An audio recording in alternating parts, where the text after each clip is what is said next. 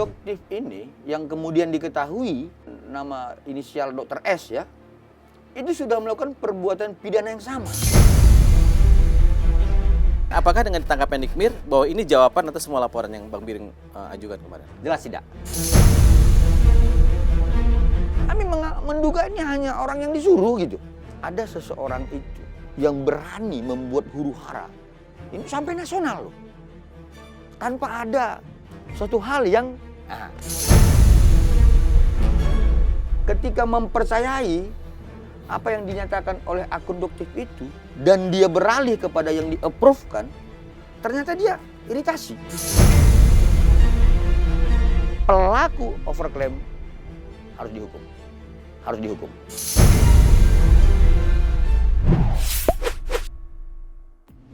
Bang Biring, Ya. 2 kali ini datang ke studio Iya. dengan suasana yang berbeda. Betul, baju yang berbeda. Pertama kita masih menanti dan hari ini ternyata sudah ada kejelasan, ada perkembangan lah. Beberapa hari yang lalu NM sudah pakai rompi orange dan ditahan. Oke. Dari pihak pelapor, bagaimana Bang Biring melihat update ini? Ya jadi kami terus menyampaikan satu komitmen kami terhadap niat kami sebenarnya untuk melaporkan para terlapor ini, bahwa tidak ada niat yang sifatnya dendam, iri hati dan sebagainya, tidak. Tetapi hanya sebatas bagaimana huru-hara yang dari awal September 2024 ini dapat terhenti. Itu yang pertama. Nah yang kedua, kami berharap dengan laporan yang dibuat oleh klien kami, adanya penyempurnaan ya, penyempurnaan. Ya saya bilang bukan berarti selama ini jelek ya, tetapi penyempurnaan terhadap pekerjaan penyidik ya, agar lebih on the track ya, terhadap hukum acara dan taat azas hukum normatif. Kenapa? Karena begini, negara kita ini kan menganut azas salah satunya equality before the law. Jangan kemudian nanti masyarakat menilai kalau kemudian ini public figure, boleh dong ditersangkakan, kemudian tidak ditahan dan suka-suka hati melakukan hal yang melanggar hukum. Oke. Jadi sebenarnya tidak boleh, siapapun sama di mata hukum. Baik dia itu tukang becak, baik itu dia profesi supir angkot, maka itu harus sama di mata hukum. Ketika ditersangkakan, kalau kemudian unsur subjektif menjadi unsur objektif dan unsur objektif sudah terpenuhi sebagaimana pasal 21 ayat 1 dan ayat 4 di KUHP terpenuhi, maka itu dapat ditahan. Nah, tapi kami sebenarnya ada satu pertanyaan kembali terhadap apa yang kami laporkan. Ya sebenarnya masyarakat harus paham juga. Huru-hara ini sebenarnya kan muncul dari narasi overclaim. Nah, jadi kemudian overclaim ini seperti bola salju yang menggelinding dari puncak sampai ke bawah membesar. Yang digunakan banyak para influencer. Sehingga kemudian salah satu public figure ya yang dengan inisial NM menjadi tersangka. Nah, pertanyaannya, yang memiliki narasi overclaim ini kemana? Bukan NM. Bukan NM. Sebentar. Siap. Jangan terlalu terburu-buru, ya kan? Apapun ceritanya, kita harus memberi apresiasi positif buat Polda Metro kan, karena akhirnya menjalankan proses tadi, melakukan penahanan. Berarti dia menutup segala kemungkinan bahwa karena public figure bisa nanti-nanti, bisa antar-antar.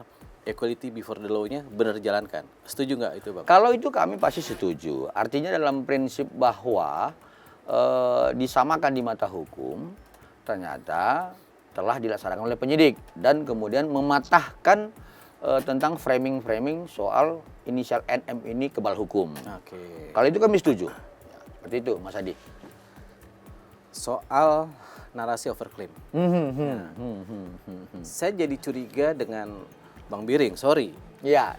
Jangan-jangan Bang Biring masuk angin nih. Iya, kena hasil masuk angin kan? Nah, ini masuk angin. Di Medan kan pelaporannya kan terhadap Doktif kan? Ya. Ini anyep nih, adem nih.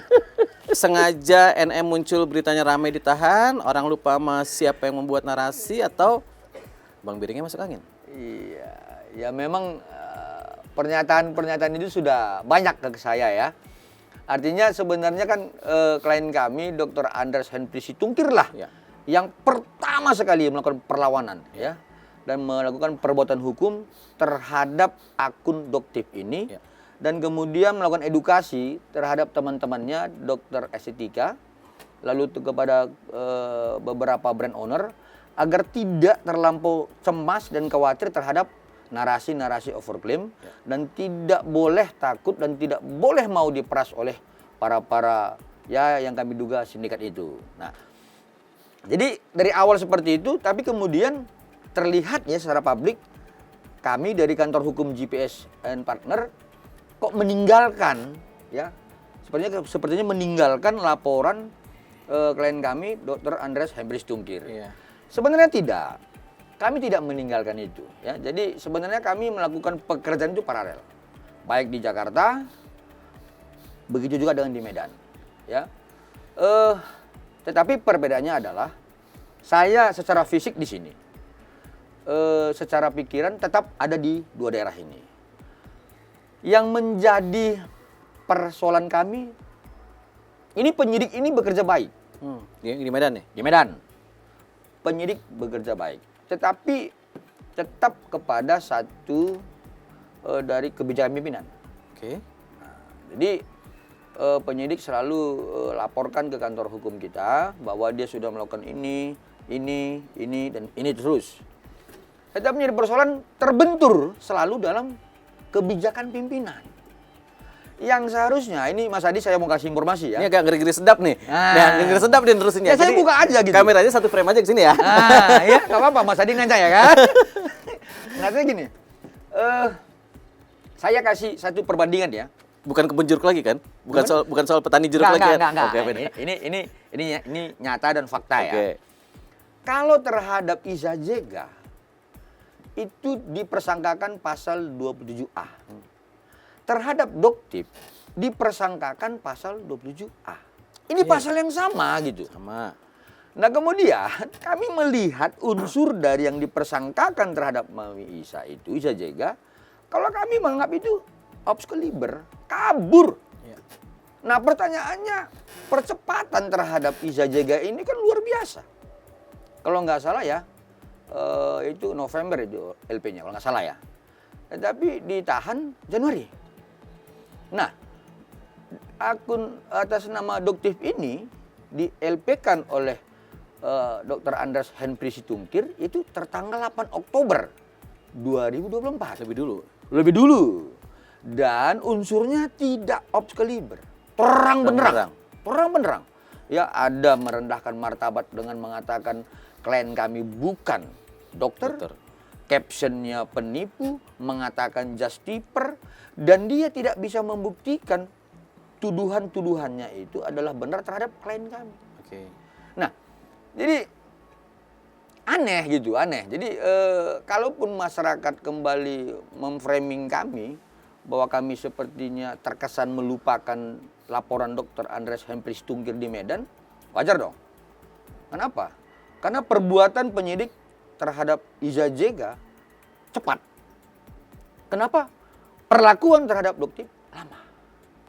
Nah, padahal kalau kita lihat dari pasal 21 ayat 1 itu kan Doktif ini yang kemudian diketahui dengan nama inisial Dr. S ya. Itu sudah melakukan perbuatan pidana yang sama. Ya, betul. Terhadap klien kami Dr. Anders Henry Situngkir dan terhadap orang lain. Nah, ini kan sudah menjadi perbuatan yang berulang-ulang, kemudian menjadi perhatian publik, melawan institusi pemerintah, Badan POM, Komisi 9. Jadi saya heran ini. Saya herannya gini Bang, saya minjem kata-kata Bang tadi, Bang Biring tadi bahwa kalau Mami Eza dipercepat, langsung kan diadakan penahanan. Saya bilang nggak dipercepat, tapi cepat. Cepat, oke. Mami Eza yang cepat atau Doktif yang lambat? Ayo, jawab itu. Nanti kalau punya nomor kontaknya Bapak Kapolrestabes Medan dan Kapolda Sumatera Utara, tanya Mas Adi ya. apakah Mami Hizai yang dipercepat atau yang dokter diperlambat? Saya nggak tahu. Ya. Tapi saya tidak melihat sebuah perlakuan yang sama. Tidak taatnya. equality before the law Tidak tadi. equality before the law, ya. Jadi kami menganalisa loh, ya kembali kami menganalisa unsur di ISA JK itu kabur. Unsur di Doktif ini terang menerang. Nah, persoalan kemudian bagaimana masyarakat siapa yang dipercepat, mana diperlambat, silakan masyarakat menilai. Tanya langsung. Iya Kayak punya hajat. dong, iya dong, seperti itu. Bang Biring, Iya. Saya sih orang awam nih ya. Mm-mm. Saya tidak yakin ada kejahatan yang dilakukan seorang diri. Pasti Waduh, ada ini temannya, bahaya ini. pasti ada temennya lagi kanan si B gitu. Nah, apakah dengan ditahannya kita kemarin itu menjawab semua persoalan yang Bang Biring laporkan? Waduh, ini gimana jawabnya nih ya? Karena sudah masuk materi pokok perkara ya. Umum aja, apakah Umum dengan, aja ya? Apakah dengan ditangkapnya Nikmir bahwa ini jawaban atas semua laporan yang Bang Biring ajukan kemarin? Jelas tidak. Ya. Pertama, kami selalu bersuara dari awal bahwa persoalan muara ini adalah narasi overclaim, itu pertama. Doktif. Doktif. Kemudian narasi ini dipergunakan timnya. Lalu terjadilah dugaan-dugaan pemerasan. Ketiga, ada satu fenomena yang kami semakin menduga kuat, ya, bahwa diputuskannya peristiwa ini sehingga dugaan sindikat kami ini dikaburkan. Peristiwa apa itu? Dipinjam pakaikannya handphone milik Dr. O. Nah, jadi kalau kita mau jujur, ya silakanlah penyidik membuka ya. Kenapa? Karena kami selalu menyuarakan ini di media manapun bahwa kami keberatan terhadap pinjam pakai terhadap barang bukti Dr. O tersebut. Kenapa? Peristiwa 20 Oktober, peristiwa 13 November, 14 November, dan 27 November ini harus berkaitan. Dan dugaan kuat kami adalah peristiwa Oktober 2024 terhadap brand owner yang lain yang sudah juga mengalami jadi korban pemerasan, pasti di handphone itu ada. Dugaan kami itu ada. Nah, jadi kalau Mas Adi sampaikan tadi ini tidak boleh sendiri, dugaan kami benar. Nah, jadi ya kalau memang penyidik mau jujur dan tegas terhadap ini, saya rekomendasilah pendapat kami bahwa mulailah dari akun atas nama Doktif. Di situ akan terang benderang siapa yang menyuruh, siapa yang menarasikan, siapa yang mengkondisikan, dan siapa yang membentuk tim ini semua. Menurut Bang Biring, apakah kalau misal gitu ya, nanti bahasanya apa saya nggak paham gitu ya, NM, Nikmir dipertemukan dengan Doktif, diperiksa bersama gitu, akan saling ya kan ini begini, kan ini dari kamu. Nah, mungkin nggak akhir mengerucut, oh dia gitu. Dikonfrontir ya? Nah, itu dia. Ya dugaan kami itu, ya dugaannya masa dia itu tidak akan terjadi. Tetapi kalau mau jujur, ayolah kita mulai dari Polrestabes Medan. Oh, berarti Abang masih mengejar supaya Doktif ini memperoleh perlakuan yang sama? Ya, Ditahan? betul. Di Polrestabes Medan dulu. Nah dari situ, kalau ketika semua ini tidak terhubung lagi komunikasi dengan baik, gitu, pasti ini akan saling tidak percaya lagi. Ini buka ya, saling mencurigai nih. Ini gimana nih? Nah memang sebenarnya kan menurut kami ya, dugaan kami, udah ini sudah mengorbankan. Menurut kami ya. Nah, jadi saling menyelamatkan juga. Ini dugaan kami loh. Nah, jadi silakan masyarakat menilai seperti itu. Loh, paralel dengan yang tadi dibilang, tadi saya nanya soal Isa Sega, dipercepat atau diperlambat gitu kan. Sekarang saya ganti kalimatnya. Siapa yang mengorbankan, siapa yang dikorbankan? Mungkin nggak Nikmir menjadi korban atas sebuah rencana besar? Silakan ya tersangka inisial NM itu melakukan upaya-upaya hukum sehingga kemudian dia tidak menjadi korban seperti yang Mas Adi katakan lah.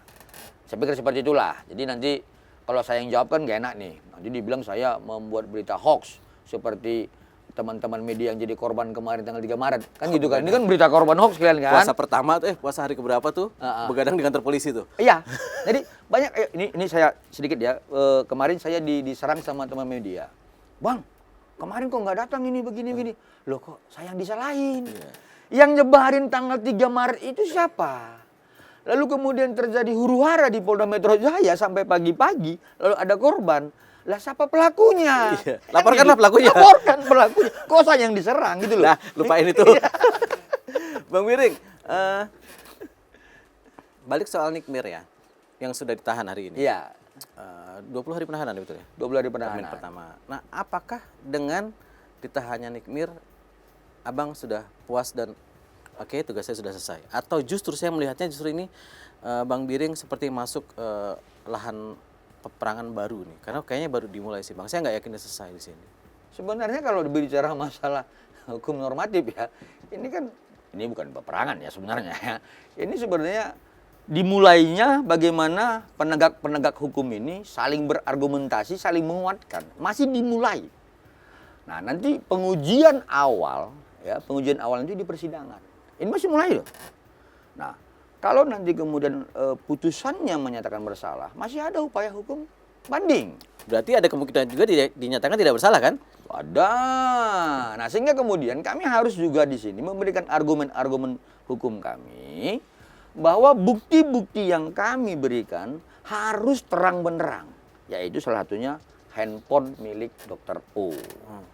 Jadi kami nggak mau dikaburkan bukti-bukti yang kami sajikan berbentuk rekamannya yang di situ jelas ada komunikasi antara klien kami dengan Dr. O pada tanggal 7 Oktober. Nah, bukti itu harus diperiksa benar gitu. Ya saya kan sudah sering sebutkan peraturan Kapolri nomor 6 tahun 2019 di pasal 34, 35 huruf A dan huruf E tentang barang elektronik itu harus diperlakukan khusus. Ya kalau kemarin itu khusus saya bilang begini kan. Khusus. Khusus. Sampai kita ulang-ulang tuh khusus.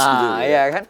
Nah kemudian di pasal 44 ayat 2 KUHP barang bukti itu nggak boleh dipinjam pakai. Jadi kalau itu kita mau terbuka pasti terang-benderang. Nah siapa yang menyuruh, siapa yang menginstruksi dan sebagainya, itu pasti terang-benderang. Ya. Bang, tidak ada orang yang mau ditahan dengan lapang dada, dengan senyuman. Ya kan, meskipun kemarin Nikmir keluar senyum, ya itu hal lain lah ya. Iya. Tapi bagaimana dengan hak Nikmir? Kita biasa ngelihat berita kan, orang kalau ditahan tuh ada prapit, Iya. ada penangguhan penahanan, Iya. ada upaya lain. Nah, bagaimana pihak Abang mengantisipasi semua langkah ini? Ya pertama ya perlu kami jelaskan bahwa tersangka itu mempunyai hak ya untuk memohonkan ditangguhkan oleh keluarganya atau yang menjamin terhadap dia gitu. Dan itu diatur dalam pasal 31 KUHP.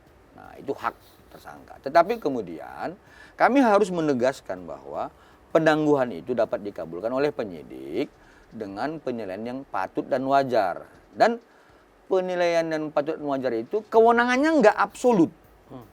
Itu juga harus berorientasi kepada pasal 18 Undang-Undang Nomor 2 Tahun 2002. Nah, artinya tidak juga harus serta-merta. Ya, jadi kita pun juga akan menerima ketika penangguhan itu kita anggap patut dan wajar. Ya. Tetapi dengan persoalan-persoalan yang sebelumnya, ya, yang melakukan pidana yang sama, kemudian mobile yang terlampau tinggi dan sebagainya, dan barang bukti masih di luar milik Dr. O, kami akan keberatan terhadap upaya-upaya penangguhan tersebut. Kenapa? Karena unsur 21 ayat 1 KUHP-nya sudah terpenuhi. Jadi kami beranggapan dan berpendapat bahwa tidak patut dan tidak wajar ketika penangguhan itu dikabul oleh penyidik. Itu pendapat kami loh. Nah, kemudian kalau misalkan tersangka NM mau melakukan upaya-upaya di luar tadi penangguhan ada prapit, ya itu haknya juga gitu. Tetapi kami berharap di sini bahwa penyidik harus mempertahankan apa yang menjadi penetapan modal mereka itu menetapkan si NM dan IM menjadi tersangka. Kenapa? Jangan di kemudian hari barang bukti yang sudah di-compare menjadi alat bukti itu jadi kabur oleh tidak persiapannya penyidik. Karena menurut kami itu awalnya terang benderang. Jadi kekhawatiran kami ya, kalaupun ada upaya hukum yang lain, ya itu saya juga pernah terjadi itu loh, pernah terjadi ya di daerah yang lain. Kita sudah menyajikan terang benderang, tapi kemudian tiba-tiba alat bukti dan barang bukti yang kami sajikan tidak dipertahankan oleh penyidik sehingga kabur, Ya. sehingga dikabulkanlah prapit itu. Nah, ini seandainya Betul. gitu, Mas Hadi.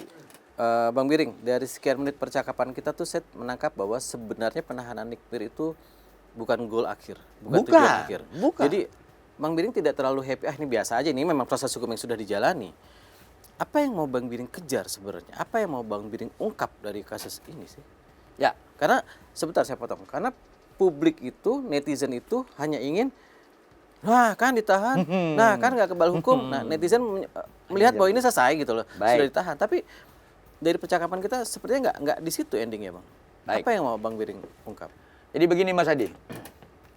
Sebelum saya mengenal teman-teman dokter estetika dan para brand owner ini semua, saya hanya mengenal dan dekat secara emosional dengan Dr. Andres Hempri Situngkir. Yang sekarang jadi klien abang ya? Iya, yang di Medan ya. Beliau sangat khawatir terhadap narasi overclaim. Kenapa? Ini kan edukasi yang sesat. Dan kekhawatiran beliau ini, 2 minggu setelah beliau nyatakan dalam konten dia, kalau nggak salah tanggal 17 atau 19 September, terjadi di masyarakat. Ya. Artinya apa? Adanya satu pengetahuan yang sesat terhadap kesehatan kulit. Ya, jadi ya ketepatan yang saya kenal, yang saya pernah berbicara dengan saya, ketika mempercayai apa yang dinyatakan oleh akun doktif itu dan dia beralih kepada yang di-approve-kan, ternyata dia iritasi.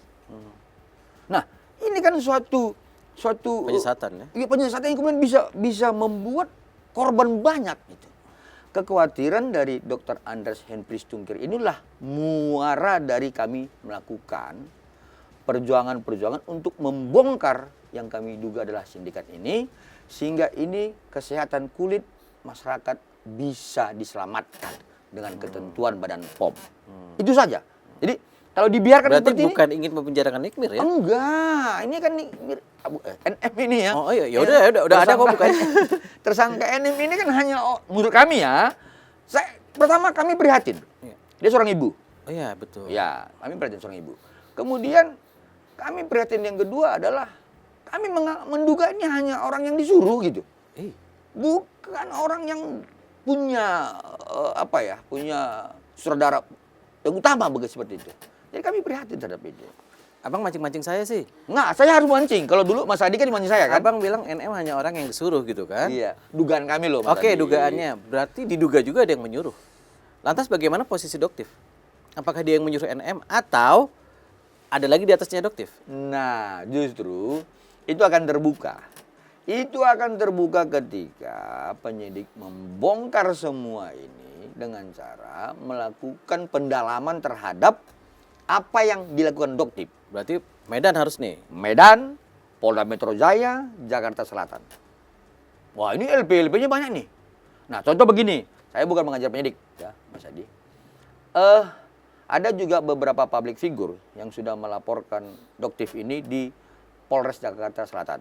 Nah, terhadap LP ini, ya kita nggak usah, karena Andres klien saya, tidak usah isi dulu ya. Nanti dipikir publik, oh ini karena kliennya. Enggak. Ayo, lihat dulu Jaksel. Dalami laporan mereka. Public figure itu, ada 2 orang. Gitu ya. Dalami laporan mereka, kemudian dari situ akan diketahui motifnya apa. Sederhana kan? Nah, sama seperti begini. Tidak mungkin dong ada seseorang itu yang berani membuat huru-hara. Ini sampai nasional loh. Bang, terakhir mungkin ada yang belum saya tanyakan. Apa yang mau Bang Biring sampaikan dengan, ya pertama tetap harus ngejar yang di Medan. Oke. Kedua, NM sudah di dalam. Oke. Ketiga, tadi ungkap semua apabila ada dugaan ada sebuah sindikasi overclaim tadi. Ya. Apa yang mau Bang Biring sampaikan semua? Ya jadi begini. Saya mungkin paling lama lusa udah balik ke Medan.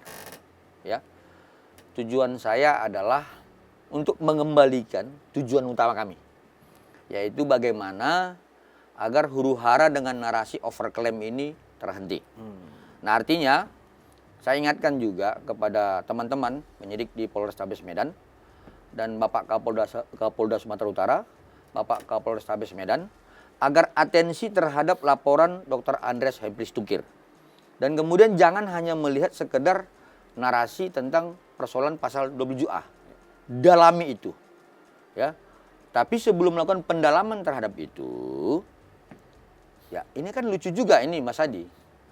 Sampai dengan sekarang terhadap akun Doktiv ini belum dilaksanakan gelar perkara.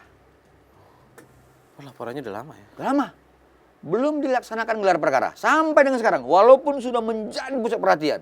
Walaupun sudah melakukan pidana-pidana yang berulang terhadap orang lain dan klien kami. Walaupun sudah menjadi perhatian publik tingkat nasional. Belum gelar perkara. Nah, jadi silakan Bapak Kapolrestabes Medan melihat ini. Kenapa belum gelar perkara? Lalu kalau seandainya sudah gelar perkara, saya berpendapat ini harus segera ditahan. Karena unsur pasal 21 ayat 1 sudah terpenuhi, ya. Kemudian setelah ditahan, dalami tentang apa sih tujuannya, ya, tujuan menyerang klien kami Dr. Andreas Hempri Stungkir yang pada prinsipnya adalah memberikan edukasi bahwa overklaim itu salah. Lalu setelah klien kami Dr. Andreas Hempri Stungkir menerangkan dalam kontennya overklaim itu salah, dia diserang. Apa motivasi mereka ini menyerang klien kami yang sebenarnya tujuannya adalah mencerdaskan masyarakat? Seperti itu Mas Adi. Dan pastinya harus sebentar lagi ya. Iya. Ya. Tergantung Polrestabes nih, berani nggak? Ya, ngomong dong. Ya berani nggak Bapak Kapolrestabes Medan Nah, menghentikan tokoh-tokoh overklaim? Ya khususnya terhadap laporan kami, klien kami atas nama Dr. Andreas Hempri Stungkir. Oke, Bang Biring, thank you banget ya. Siap. Semoga ini menjadi awal yang lebih baik. Siap. Ya kan, buat penegakan hukum, buat Siap. masyarakat juga. Jadi ya, semoga cepat selesai juga ya Pas ya. Siap. Oke, thank you Bang. Siap. Thank you.